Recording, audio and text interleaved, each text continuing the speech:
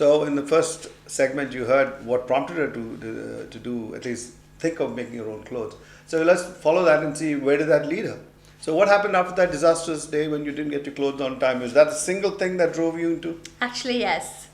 I was accused of being a social butterfly who didn't know how hard it is to run a business, or, various words were exchanged. And that made me, because I took pride in whatever I did. I mean, if I chose to be a housewife, it was because that's what I wanted to do. Out of choice. Yeah, it was a choice I made. And I knew if I had to become a working woman, I would be a workaholic. Okay. And I just knew that. And actually, one of the reasons my husband didn't want me to go start any business of my own when I was, because we got married really young, straight out of college actually. So I chose to, be with him. He also didn't do much of those.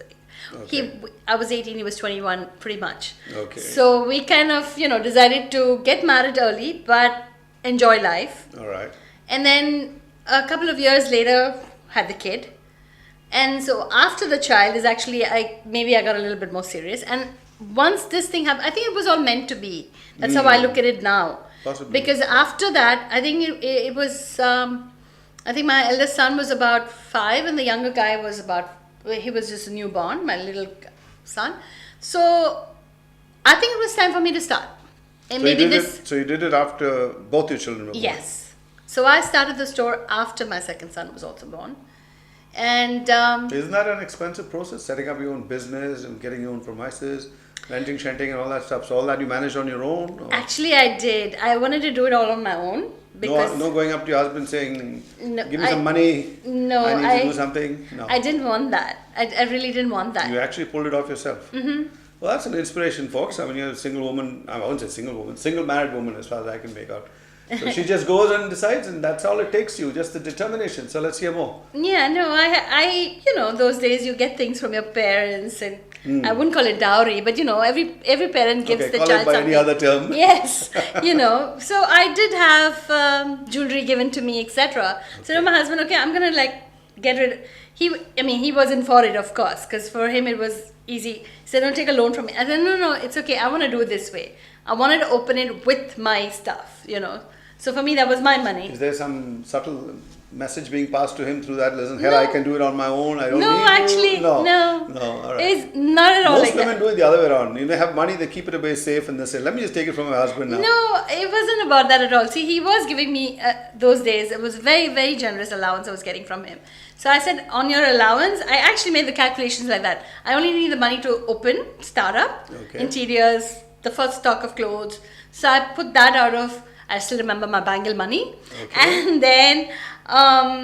And then to run the shop, I said, you give me an allowance, which right now I'm just spending on clothes, because that's all I did all day. I would go to the parlor during the day and wear nice clothes and party all night. Yeah. So I said, I do have that allowance, and that will pay for electricity, sales girl, so if nothing else.